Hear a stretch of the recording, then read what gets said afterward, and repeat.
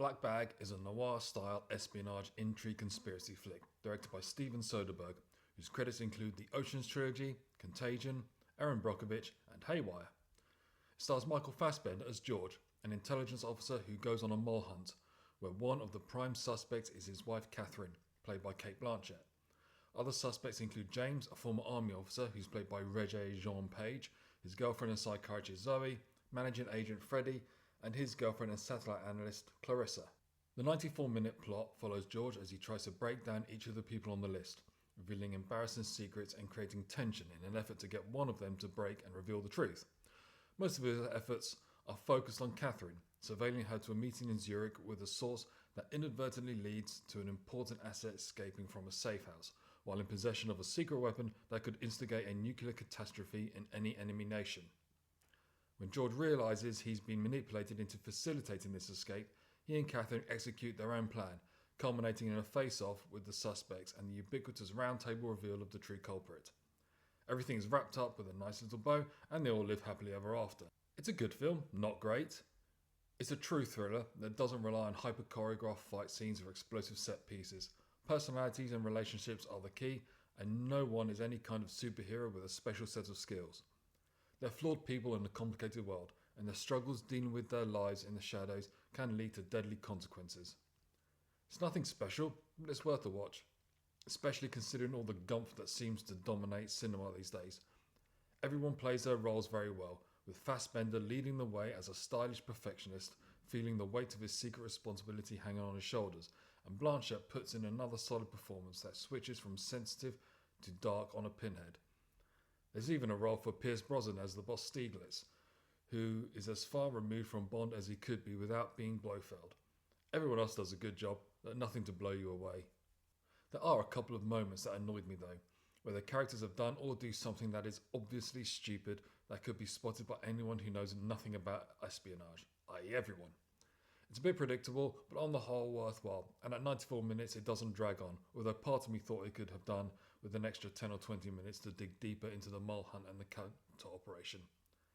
It looks good too, with a slightly soft focus that Soderbergh often employs and the framing that makes it feel more like a murky Harry Palmer film than a shiny Bond. Fassbender even dresses like he's from the swinging 60s.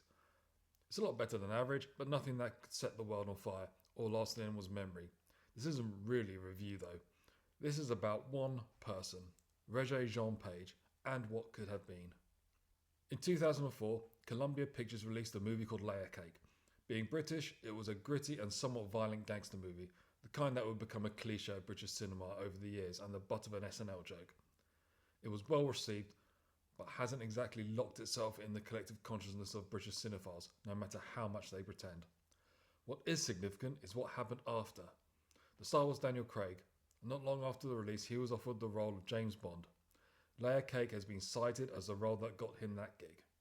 Cut to 2022. Craig has already ended his run as Bond, and a movie comes out that goes a little way to getting people back into cinemas. It's called Bullet Train and stars Brad Pitt and British actor Aaron Taylor-Johnson, famous for his roles in Nowhere Boy and Kick-Ass.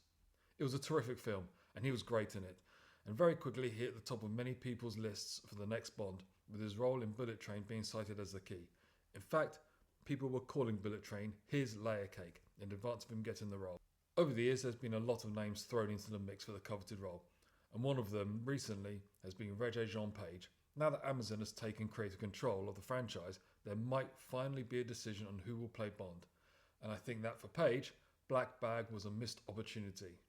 He isn't the star, just a supporting role, and he doesn't really stand out. Clarissa, played by Marissa Abela, stands out the most, while Zoe and Freddie, played by Naomi Harris and Tom Burke, have much more impact on the story.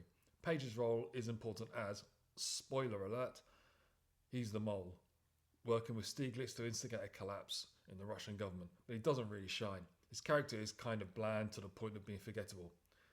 He isn't in the thick of it, only having one significant character moment when Zoe breaks up with him, but it could have been left out and the story would have been just the same.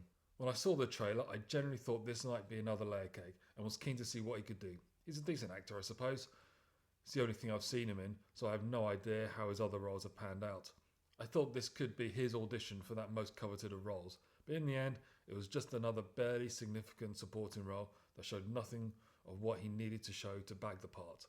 Even worse, that movie hasn't lit up the box office, so he hasn't exactly made himself more prominent. That's not his fault, of course, but still, one would have hoped he'd get more out of this. Could he have played the lead? Well, maybe. It's not like anyone goes to the cinema to see the latest Michael Fassbender or Cate Blanchett film. There aren't any stars who can say they personally draw audiences in, and it's not those two.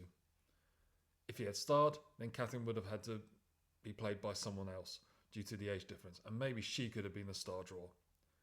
Also, it's not like the role of George was a particularly deep or tricky role to play. He's a little bit intense, and it can come across as a bit hammy, and maybe Page could have played it lighter or more desperate and stressed. Maybe more emotional. Who knows? What I believe is that if Amazon is going to settle the Bond role soon, Page is going to have something else to showcase his potential. Taylor Johnson has already had that, and sometimes it feels like a formality that just needs to be sorted. Maybe Amazon will take a risk, and they did spend $300 million on Citadel, not to mention all the pennies dropped on Rings of Power. Maybe Page would be a risk worth taking. Either way, if Page is looking to be the next Bond, this film will have done him no favours. He doesn't demonstrate any sort of acting range, and there's no action for him. There's nothing in this that would suggest he could carry a blockbuster. Maybe I'm wrong. Only time will tell. Now that Amazon has control of Bond, we might finally get a decision. And time will tell if Black Bad had any impact, for better or worse.